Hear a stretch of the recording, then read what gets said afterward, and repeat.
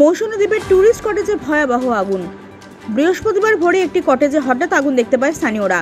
কিছু করার আগে দাউ দাউ করে আগুন ছড়িয়ে পড়ে গোটা কটেজে।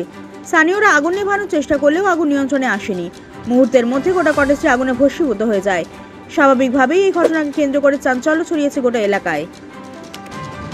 ঘটনাটা এই যখন ধোঁয়া উড়ে তখন এসে যখন দেখি না আগুন ধরে গেছে, তখন আমরা চিৎকার করে আর এই পাড়ার লোক সব এসে আগুনটা নিভাইছে।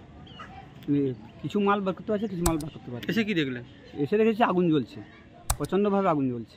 তখন আমরা করতে পারিনি, কন্ট্রোল আনতে পারিনি, তখন কিছু নেই এখানে।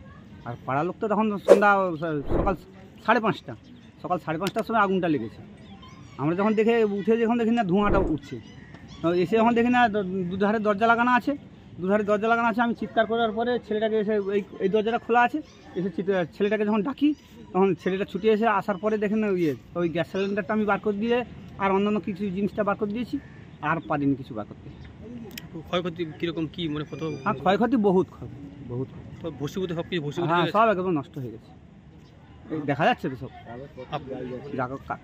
আমরা পরে দেখলাম কাগজপাতি অনেক নষ্ট হয়ে গেছে, জিনিসপত্র অনেক নষ্ট হয়ে গেছে। আপনার নাম? শেখ আব্দুল দাইয়ান।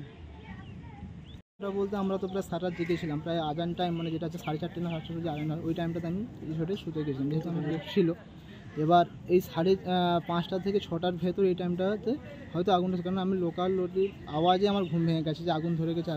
এবার আগুনটা কোথা থেকে ধরে সেটা বুঝতে পারিনি, কারণ এইটাতে 4টে রুমের আমাদের ছিল, যেটা হচ্ছে অফিস রুম, সাইডে ছিল কিচেন, ডাইনিং এবং স্টোর রুম, এবং সেখানে বিপুল সংখ্যক আমাদের জিনিস মানে আমাদের রিসোর্টের যাবতীয় জিনিসপত্র সবটাই ছিল, এবং পুরোটাই পুরো ছাই হয়ে গেছে। ক্ষয়ক্ষতি পরিমাণ কত হতে পারে? ক্ষয়ক্ষতি পরিমাণ বলতে পারি যেখানে ফ্রিজ হোক বা আমাদের সমস্ত অফিসের যে ডকুমেন্টসের কম্পিউটার কাছ থেকে, কিচেন সাইডের সমস্ত জিনিস এবং ডাইনিং সাইডের জিনিস, সিসিটিভির কাছ থেকে হোক, এভরিথিং যে সমস্ত জিনিস, এবং স্টোর রুমে যে সমস্ত লাইট হোক বা আমাদের যে টেন্ট, গদি, গাদা, সমস্ত জিনিসটাই পুরো নষ্ট হয়ে গেছে।